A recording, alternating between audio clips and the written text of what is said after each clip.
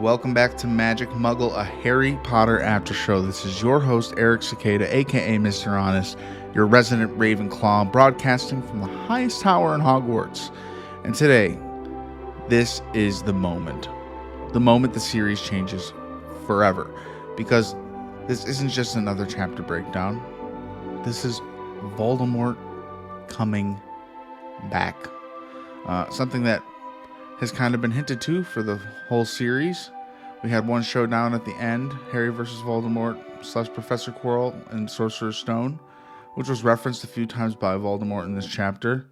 And we never knew when we were going to see him again. And talk about a surprise. We end up in a graveyard with blood rituals, Wormtail, and Voldemort being fully resurrected in the last chapter. Talk about a cliffhanger. I was saying on the Harry Potter show they might make that the cliffhanger. We will see. It's going to be a long way till then, and let's just see if the first season does well. But all of the TV show talk aside, I think it's time for us to get into Chapter 33, The Death Eaters. We open in the graveyard, and Voldemort is just there. Not rushing, not frantic. He's pretty much admiring himself, actually. His body, his fingers, his power. Like he's been waiting 13 years to feel real again. And Wormtail is bleeding out on the ground, begging. And Voldemort, well, he doesn't really care. That's the first thing that hits you here. Voldemort doesn't reward loyalty. He punishes weakness, even when it helps him. You know, Voldemort's main perspective on this whole thing is all these Death Eaters were fighting for his cause, and no one really wanted to ever come save him, despite them knowing the secret way, which is a very slight hint towards the final book, and which I have not read, only seen the movies. He said he wants to know why no one came to his aid in so much time. And it's going to take all of his Death Eaters 13 years of repayment and gratitude and service for them to, well, to be okay again in Voldemort's eyes, which is a little rude. But I don't think Voldemort cares about if he comes off to rude to his Death Eaters. He's their leader. It's very culty. I mean, we blatantly get Lucius Malfoy in this episode, and man, I just got to say, like, it's good to have him back. And I want to ask you, the listener, a question. Are you a fan of the books and the movies? I never really have met anyone who doesn't like the movies if they like the books. They always tell me the books are better, but the movies are okay. And when I'm just going to be honest. When I'm reading and listening via audiobook at the same time, I picture the Voldemort from the movies. I try not to picture Harry from the movies, but I technically do. That's why this new series is such a big deal, you know? I'm really interested on how they'll handle Voldemort and if they'll keep the same look or go for something a little bit different, maybe a little more snake-like, maybe a little more hard to look at. So now we have the Dark Mark Returns section. He grabs Wormtail's arm and reveals the Dark Mark, and he presses it. Boom. It burns back to life, calling every Death Eater across the world. And Voldemort literally says, "Now we shall see who is brave enough to return." That's not really a reunion. That is a test. An all-out test. Then he starts talking. You know, the classic villain monologue. He does it very well. Rowling writes it well. I made sure not to really rush through this section, because Voldemort isn't just explaining, he's reclaiming his entire identity. He had a Muggle father who rejected magic. He abandoned his mother the moment she got pregnant. Her mom was a witch, and she died giving birth to him. So, his own words, he was raised in a Muggle orphanage. Technically, he's what Draco Malfoy would call a mudblood. Something that's very, very rude to say. Yet, I'm assuming Draco Malfoy, I don't know how much he knows about his dad, but I like to think that his dad leaves him out of this until he's planning to tell him maybe when he's older about Voldemort. I don't know. It's interesting, and I'm curious to know if in the book the next few books, they'll explore that at all. Eventually, he kills his own father, Voldemort, and I mean, that's a classic thing in villains. And Daredevil, that's what literally I'm covering right now on my other podcast, Marvel Maniac and MCU Aftershow. Go subscribe. This is a thing that makes people pretty evil, killing their own fathers. I can see that. I mean, killing anyone is bad. Your own father, that's pretty dark. And that's kind of what turns him to the full-on dark side of the Force or the wizarding world. And this isn't just backstory. This is the birth of the name Tom Riddle turning into Voldemort. This is the first time we really hear Voldemort talk like a person. There's something almost calm about him here, and that's honestly scarier than yelling. He's disturbingly calm, yet saying some of the biggest accusations. Like, he's trying to put fear back into the Death Eaters. That's when they arrive, at least. He's trying to keep Wormtail a loyal servant. And, I mean, he cut off pretty much his whole hand/arm to sacrifice to get him his body, bone of his father, a piece of his servant, and a blood of the enemy. And we are standing above his dad's grave as he's kind of going through and monologuing this whole section. He does most of his monologuing when the Death Eaters arrive. The graveyard fills. One by one, they appear. Masked, hooded, silent. And they don't run to him. They crawl. They kiss his robes. They form a circle around him. This feels like a ritual, more completely not a reunion. This is, we kind of screwed up. This is where the whole bunch of them actually have to stand there in judgment of Voldemort, who they fear, and that's why they follow. Judgment begins, and Voldemort does not celebrate them. He calls them out. I smell guilt. Why didn't you come find me? He says. He's not grateful. He's disappointed. And when one begs forgiveness, Crucio, one of the unforgivable spells, no hesitation, that's the moment you realize that this isn't a leader. This is control through fear. Now comes one of the most unsettling moments. Voldemort gives Wormtail a new hand, a silver, powerful, magical hand, which honestly might even be better than his last hand, let's be honest here. It looks like a gift, but it feels a bit like a leash, if you think about it that way. Then Voldemort walks the circle. Lucius Malfoy is called out for hiding.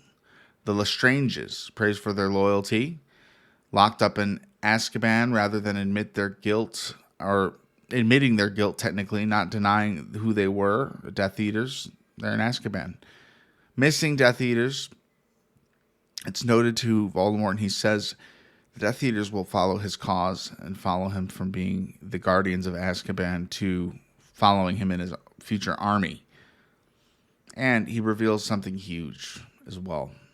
All of this is pretty much huge. However, one of his most loyal servants is already at Hogwarts. In this moment, as a reader, from Harry's perspective, we're all kind of watching this from Harry's POV. We get some explanation, but it still only alludes to who it is at Hogwarts. Is it Snape? Is it Professor Flitwick? I don't think it's Flitwick. I don't think it's McGonagall. I think it's someone right under our eyes. Okay, you clearly know the story, and if you don't yet, come back to this moment and laugh with me. Haha, it wasn't really that funny. This is a serious chapter, and I'm laughing because I don't know why it makes me uncomfortable. Even reading Voldemort, being inside of his head, justifying how he justifies, it kind of makes you feel what people are so afraid of in the wizarding world. Someone who can bring so much devastation, yet talk so softly about it, calmly about it, and self-righteously about it. He's a true threat to everyone, even the people who follow him. Harry's tied up, and he's listening, and he's just trying to survive. He's holding on to any hope that, Muggle police will show up even. Then Voldemort goes on to explain the curse rebounded. He didn't die. He became less than a ghost, like just barely a spirit wandering the world. And he lived in hiding, possessing animals like rats, bats, gross things, snakes, I'm assuming. Quirrell was just hiking in the woods and came about him, and Voldemort convinced him to let Quirrell help him gain his power again. And we all know kind of how that ended. And Wormtail returned and helped Voldemort rebuild and actually get him to where he is. So if they just kept hold of Wormtail in the last book, which was just hard for them to do because Lupin was turning into a werewolf, we would have prevented this. But it was all leading up to this. He was just as weak as he ever was until Wormtail came along and started helping him build his power back over the summer. And as we see in the first chapter where they were at that point, of just getting the little tiny speck of a man who Voldemort was becoming, turn him into his full self again. And then Bertha Jorkins, all the way from the beginning of the book, we've been hearing about her. The Triwizard Tournament, the plan. This is where everything clicks. The cup was always the trap. This whole year was engineered. And someone inside of Hogwarts who, damn right, we're going to have to get some answers from, was behind it. There was always a plan for Harry to be in the cup, let alone for him to win the cup, and the Portkey would send him to Voldemort. And they did their job. They really got Harry here. I mean, Harry is against all the odds, 30 Death Eaters to one kid. He feels like a man because he's going through some very adult things right now. And I can't imagine how Harry actually feels in his gut. He's terrified. And Harry didn't just really fall into danger. He was guided to it. He felt this dread all year, and he couldn't pinpoint why. His scars were hurting on and off all year. Like something clearly bad was on its way. Something that he was involved in. It's almost like a prophecy in the sense that his scar was hurting every time the possibility of Voldemort getting him became closer and closer and nearer and nearer. And then the chilling reveal. Flesh of the servant, bone of the father, blood of the enemy. And Voldemort chose Harry's blood. Not just to return, but to remove Lily's, his mom's, protection. That was a special spell. Voldemort refers to it as old magic. It's called love, Voldemort. He doesn't know what love is. I don't think Voldemort knows the feeling, the concept, anything about love. I think he sees love as a complete joke. Then he tortures Harry in front of everyone, just to prove it, and says, I will kill him now in front of you all. He does the unforgivable curses on him where he's controlling him, and he's inside his head, and everything hurts. Harry's screaming as loud as he's ever screamed in his entire life. But he does not kill Harry easily or instantly. No, he wants a duel. He wants to fight Harry 1v1. He wants to take the piece that he lost, his pride. He wants his pride back. And then the way he's going to do that is humiliate Harry Potter, take his life. Even Harry's thinking, I'm hiding from Voldemort's attacks under Graves. I'm not going to go out like, a coward. I'm going to go out like my dad did, standing right in front of him, standing up to him, which is very brave, and Harry does stand up to him. This is where everything shifts in chapter 34, Priori Incantatem, from listening to surviving. So Harry gets his wand back from Wormtail. He's surrounded, outmatched, and he knows there is no winning this. But he still stands like Captain America against Thanos' army. Impossible odds. Yet the hero stands to face the villain head on instead of hiding from him or giving up or running away. That's what truly shows Harry's true courage. It says Harry choosing how he dies. He doesn't want to be curled up in a ball and killed on the ground like a coward. And I don't think anyone will call him a coward when he's in this situation, but we know Harry from this book especially, he cares about other people's perspectives of him. He knows how it would look if he cowered and died to Voldemort. I mean, he's the one who gives people hope that Voldemort is gone. He's the one who got rid of Voldemort technically in the first place to most of the wizarding world. However, now everything's about to change. The clash happens. Finally, Voldemort starts his Avada Kedavra, and Harry does his, what he calls, weak spell that Voldemort will probably just dodge, Expelliarmus, and it actually completely fights the Avada Kedavra, kind of like in Dragon Ball Z when they're putting power waves against each other. Harry's wave of the Expelliarmus and the Avada Kedavra, they go head to head, and they have a standoff where both beams from each spell are pouring out of their wands. As we know, the wand that Voldemort has is related to Harry's wand. They both are from the same bird, the same phoenix or something like that. Forgive me if I'm wrong, but they're related to each other, and that's a very important point that I remembered. It made me think of that. That's kind of, I think, why it gets so intense. Green versus red. And then they connect. Golden light. Priori Incantatem. Golden light. The wands lock. A dome forms. Phoenix song fills the air. Harry gets more confident. Harry feels hope. And suddenly, Voldemort is not in control anymore. The echoes again. It happens. Cedric appears. Then Bertha Jorkins. Then Voldemort's victim from the first chapter, Frank Bryce. And then finally, Harry's parents. This is one of the most emotional moments in the entire series. They don't come back to fight. They came back to help him escape. This isn't really about victory for Harry here. It's not about taking out Voldemort. I mean, the shock factor is still there. Voldemort is back. For Harry, it's about survival. There's no shame in that at all. Harry doesn't beat Voldemort here. He's really just saved by time. His family and the last few people murdered by Voldemort give Harry an option, a time, just a sliver of time. They're going to huddle around him once the spell breaks as long as they can to hide him from Harry, and so Harry can get to the Triwizard Cup, the trophy, so he can port key back. Cedric specifically asked to bring his body back to his father. I mean, to me, I'm thinking of the moment Harry's name was put in the Goblet of Fire, all the way to the moment that Harry's about to return, which we're not going to know about this week. This is going to be our cliffhanger, but it doesn't look good on Harry coming back with the dead body of Cedric Diggory, telling everyone Voldemort's back. It's one of those things that nobody would believe unless you saw it.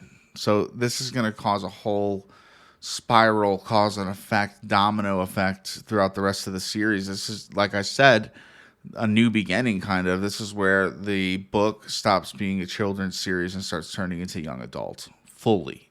And it's kind of cool how they do it in one book. The escape. They tell him, get to the port key. Harry, completely blown away by the fact that he's getting to see and talk to his parents, breaks the connection, and the dome covering Voldemort and Harry collapses. Chaos. He runs, dodges spells, grabs Cedric, and Voldemort is just even so close to him by the time he summons the cup, and he's gone.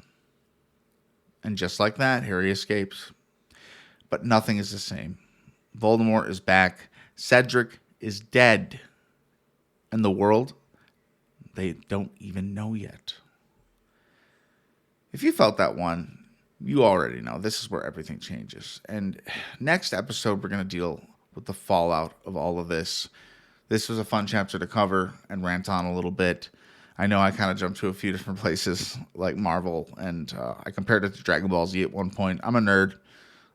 Stuff I grew up on. I like finding common denominators in the things that I watch, and I think it was really powerful to see Harry, especially against so many odds, fight back against the strongest evil wizard that is known in the series.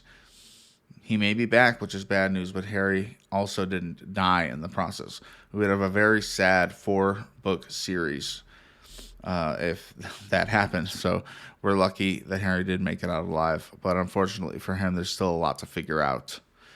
Thank you for listening today. I appreciate you. If you'd like, I'd be honestly so great if you could rate the show wherever you listen, especially Apple, and write a review, a positive one, obviously. And we're just trying to grow and get this out to people. We're going to cover the TV series when it comes out. I think it looks pretty good. People are judging it pretty harshly right now, but that was bound to happen. I want the show to impress us, and maybe it will, maybe it won't. Either way, we'll be here for us to talk it out. We have a Discord server. Join it. It's in the description of this episode. I'd love to chat with you about the future of the books, because I haven't read past Order of the Phoenix. We're completely into newer territory for me after this book. We got one episode left with this book, The Goblet of Fire. We'll finish that up next week. And the following week, we'll talk about the movie Goblet of Fire. And then we are on to Order of the Phoenix. Get ready for some new podcast covered art. I'm excited for that too.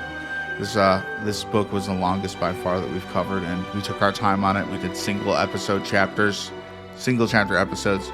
We did the right pacing to honor the story the best way I could, technically. It wasn't perfect, but I'm proud of what we've done so far, and I'm really excited to go through the rest of the series with you. And that will be a great time. But until next week, wands down, hearts full.